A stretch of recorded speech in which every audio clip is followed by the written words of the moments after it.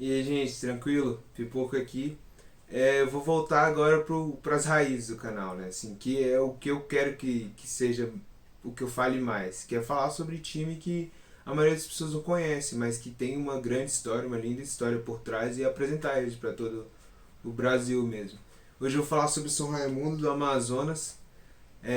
Muitos definem como o maior time do Amazonas, também conhecido como o Tufão da Colina, ou Rei do Norte, né? Começar a história dele falando sobre o nome, né?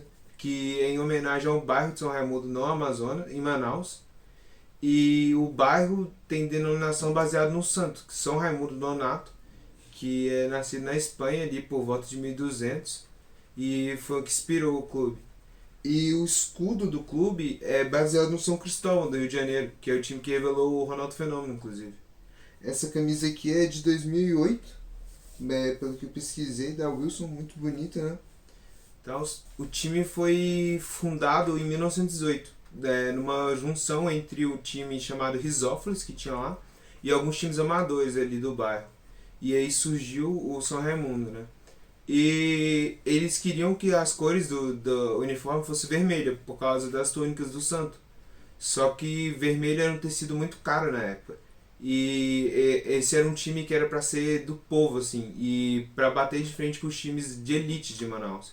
E então não tinha dinheiro para fazer, para conseguir isso. Então escolheram as cores mais comuns, que era o azul e o branco para fazer a camisa.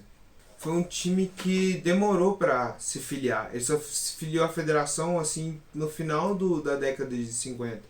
Mesmo assim já tinha uma grande torcida, né? Porque ele representava um bairro, era um time bairrista.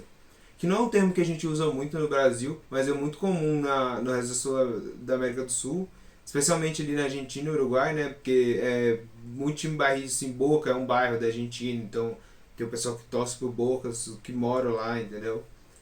E o time que foi o primeiro time do Amazonas a conseguir um torneio interestadual e o primeiro time a participar de um torneio internacional. Então, assim, tem uma história muito rica por trás, né? O time não tem um mascote assim definido. O nome Tufão da Colina, né? O apelido. E Tufão por ele meio que destroçar os times, assim. Foi um radialista que deu esse apelido pro time.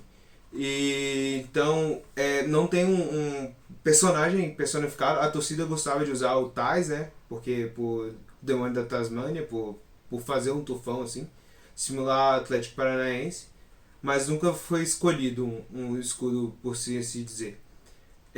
O time jogou 40 anos sem ser filiado, né? E dizem que ele só se filiou porque ele tinha um rival chamado Sol América, que também ainda se mantém um time até hoje, que era do outro bairro. E falam que o Sol América se filiou e ele falou: ah, não, se o meu rival se filiou, eu tenho que fazer também, né? Aí foi e se filiou também. E já em 61, ele se filiou ali por volta de 60, já em 61 ele ganhou o primeiro título amazonense, que mesmo já afiliado era amador ainda, né? Porque assim, para ser profissional, a função, os seus jogadores têm que ser só jogador de futebol, eles meio que não podem ter outro trabalho, eles têm que viver daquilo. Então é meio que a definição, a diferença entre o amador e o profissional. O primeiro campeonato profissional só vai acontecer em 64, que inclusive o São Raimundo chegou na final, enfrentou o Nacional, um dos seus maiores rivais. Só que dizem as más línguas, porque teve um sorteio para decidir onde que ia ser o jogo da final, né? Dizem as más línguas que o Nacional burlou, influenciou o sorteio para que não ocorresse no estádio do São Raimundo, porque lá ele era muito forte. E aí ele acabou perdendo o título. E ele passou por bastante mal bocado, assim, tipo, tempos difíceis mesmo. E aí no torneio de 66, o clube foi campeão aí, primeira vez como profissional. E ele ficou muito conhecido por dar chance para os pratas da casa, assim, dar chance para jogadores famosos que são criados ali no Amazonas mesmo. Em vez de, diferente dos outros rivais, trazer gente de fora, que fez sucesso em outros estados.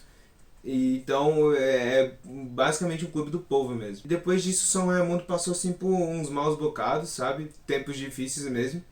E foi se reestruturar mesmo em 96, que aí quando dá o passo para a época de glória do São Raimundo.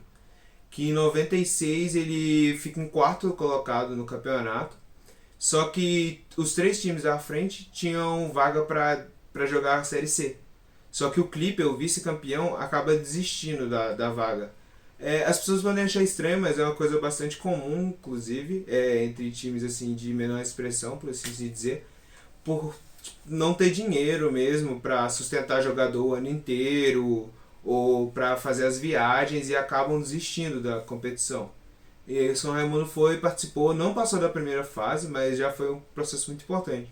Inclusive quem jogou aquele campeonato foi outro time citado no canal já, o Sobradinho, o Botafogo Sobradinho, aquela junção mesmo que não deu em nada pro Sobradinho, jogou aquele campeonato. Indo para 97, no estadual ele foi campeão, mas os outros rivais do Amazonas não gostam de considerar um título porque os times mais fortes assim não jogaram a competição.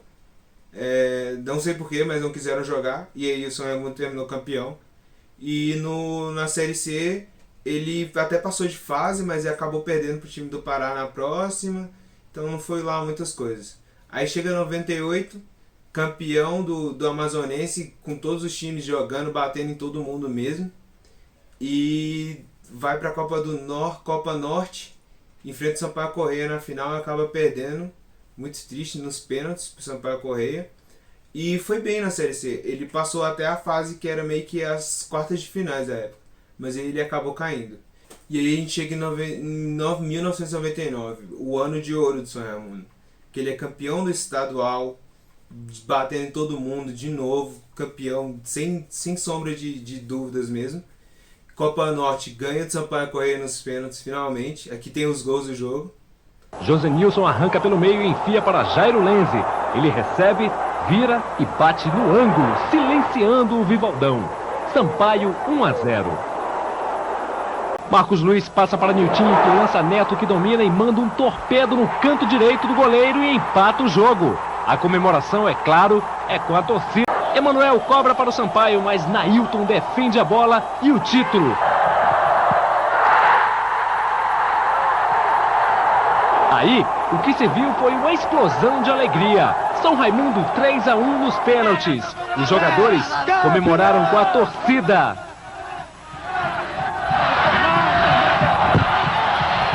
E depois ele vai na Série C vice-campeão. E quem que foi campeão em 99 da Série C? Fluminense. Podia ter levado o São Raimundo junto com ele pra Série A direto, né? Achei vacilo, viu? Mas foi um torneio bem engraçado, porque tinha um regulamento bem estranho. Os times iam de volta, mas só ia terminar em 2 jogos se um time tivesse ganhado os 2 jogos. Então, por exemplo, se meu time ganha de 2-0 e depois empate 0-0, vai ter terceiro jogo, porque não ganhou os 2 jogos. Mas aí já conta o placar agregado. E na fase final era um grupo com o Fluminense, tinha o Náutico também, e o São Raimundo terminou ficando em segundo. E nos 2 jogos contra o Fluminense, ele empatou de 0-0 em casa e fora perdeu de 2-0. Só que acabou que o jogo 0-0, o resultado foi transformado para 1-0 porque ele estava com um jogador irregular. O Fluminense gosta de tirar esses pontos aí pós-jogo, né? Normal. E esse título da Copa Norte dá um direito dele disputar a Copa Conmebol, que seria um dos percussores do que é a Sul-Americana hoje. Num estilo assim, Copa Verde, a Copa Norte, né? Porque dá vaga para a Sul-Americana.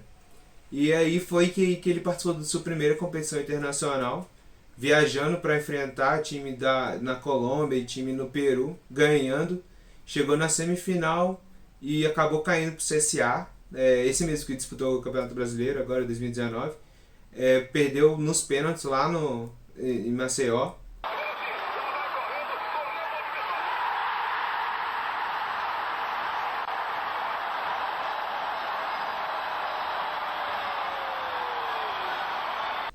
E aí o CSA inclusive foi para a final e enfrentou o Talheres que eliminou o São Paulo da pré-Libertadores de 2019.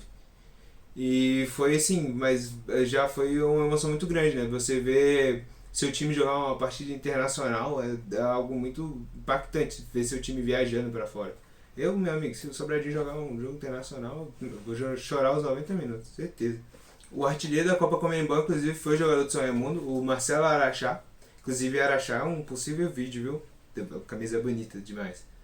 E hoje em dia o filho dele, o Marcelinho Araxá, inclusive joga no futebol amazonense e já jogou no São Raimundo também. Depois disso ele chegou a ganhar mais 2 Copa Nortes, em 2000 e 2001, se tornando o maior ganhador da Copa Norte, que ela foi encerrada logo após, mas com 3 títulos é o maior ganhador, também conhecido como Rei do Norte, né? E inclusive essa Copa Norte envolvia os times do Maranhão e do Pará, tá aí porque ele enfrentou o Sampaio Corrêa, mas os times do Tocantins não participavam. E ele jogou a Série B por muito tempo, desde que ele subiu ali em 99 até 2006 jogou a Série B. Só que aí ele acabou sendo rebaixado esse ano e dali nunca teve mais. O Sampaio Corrêa passou por muitos tempos difíceis depois disso mesmo, por má gestão mesmo, sabe? É uma coisa assim comum, entre aspas, em time de menor expressão. O Sobradinho mesmo já passou por seus tempos difíceis também, que o pessoal não dá a atenção necessária e acha que pode ir empurrando com a barriga algumas coisas e acaba que afeta bastante o time.